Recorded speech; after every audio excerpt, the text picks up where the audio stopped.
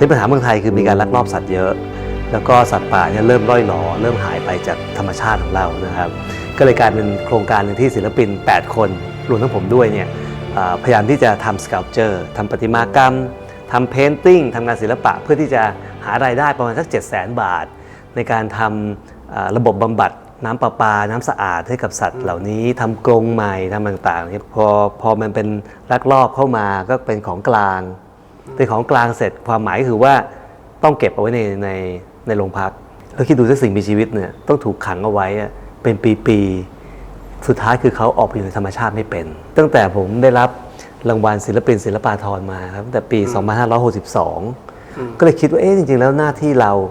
ควรทำได้อีกไหมทำยังไงดีที่เราจะสามารถทำงานประติมากรรมที่จะบ่งบอกถึงการช่วยเหลือสิ่งมีชีวิตสัตว์ป่าสิ่งแวดล้อมพร้อมๆกันผมเริ่มจากวัสดุเสมอฉะนั้นเวลาผมเริ่มจากวัสดุเนี่ยแล้วผมต้องเป็นวัสดุที่เป็นเศษด้วยผมมีอยู่เศษวัสดุหนึ่งที่ผมสามารถที่จะลอง explore ได้เป็นเศษเหล็กทุบเหล็กอย่างดีเลยเหล็กตันเหล็กทุบผมนั่งนึกถ้าเป็นเหล็กเนี่ยมันควรที่จะทำเป็นประติมากรรมอะไรผมพอดีเป็นบอร์ดของ WWF Foundation ก่อนเสือโคร่งจะคำรามนะครับเป็นหนังสือที่ทำโดย WWF เป็นนักวิจัยที่เก็บข้อมูลจริงมีกล้องไปติดตามป่านะครับคอย track เสือโคร่งต่างๆเนี่ยจริงๆแล้วก็พบว่าจริงๆแล้วเสือโคร่งในประเทศไทยเนี่ยเหลือแค่ประมาณ200กว่าตัวนะครับไม่ได้เยอะเลยเหลือน้อยมากจะทำเสือยังไงดีที่ให้ความรู้สึกว่าเขาจะไม่อยู่แล้วนะเขาเริ่มเจือจางออกไปเริ่มหายไปจากธรรมชาติก็เลยคิดคอนเซปต์ว่าเป็น fading tiger หรือว่าเงาเสือถ้าเกิดเรามีเส้นน้อยเกินไป sculpture จะเด้งมากและไม่ stable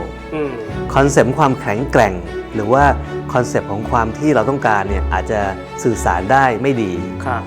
ก็เลยเริ่มค่อยๆเพิ่มเส้นจนถ้ามันแข็งแกร่งพอต้องคิดเป็นคอลเลกชันในฐานะของคนที่ทำงานศิลปะเนี่ยผมมองที่เงาก่อนฉะนั้นเวลาเราเห็นซิลูเอตทั้งหมดเนี่ยจริงๆแล้วเนี่ยมันอยู่ที่เงาด้านหลังในเวลาที่ผมออกแบบเนี่ยเงาเจือจางกว่านี้มากในแกลเลอรี่เนี่ยจะเห็นเงาที่ชัดควรจะดูที่เงาว่ามันคือสิ่งที่โปรเจกต์ลงไปเนี่ยอาจจะอยู่ห่างจากผนังเนี่ยอาจจะทำให้แต่ด้วยการดิสเพลย์นะครับตอนนี้จะทำให้เราเห็นเงาเนี่ยชัดจริงๆแล้วเงาของเสือเนี่ยจะจางๆกว่านี้โดยเฉพาะถ้าเป็นแสงธรรมชาตินั้นดวงตาหรือว่าลายต่างๆเนี่ยจริงๆแล้วมันเกิดขึ้นจากการที่เราค่อยๆ adjust ค่อยๆปรับจนทั้งเขาแข็งแรงพอที่จะอยู่กับที่ได้แล้วชิ้นก็ใหญ่เกือบจะเท่าเสือจริงแต่เป็นเสือขนาดย่อมเป็นยังไทเกอร์นะฮะเสือตัวนี้ควรเป็นสีอะไรจะเป็นสีขาวดีขาวก็ดูโมเดิร์นมากหรือจะเป็นสีส้มซึ่งดูเป็นเสือโคร่งแต่ป๊อปขึ้นมาหน่อยหรือจะเป็นสีเงินบรอนซ์และเสือโคร่งเนี่ยจะเป็นสีทองกับดำมีสีเหลืองผสมดำผสมอยู่ตลอดนะครับจางๆแต่ไม่ให้โดดเด่นเกินจนกระทั่งรู้สึกว่าเสือเนี่ยมีตัวตนจนเกินไป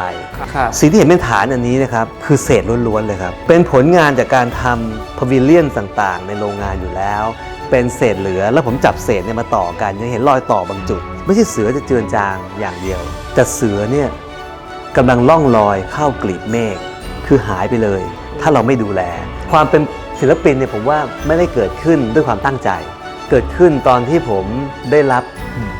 เลือกให้เป็นศิลปินศิลปาภรณ์โดยที่ผมไม่ทราบด้วยซ้ำว่ามีการคัดเลือกนะครับแล้วได้ชื่อขึ้นมาได้รับเข็มจากสมเด็จพระเทพจากฝ่ายหญิงสิริวัณวรีด้วย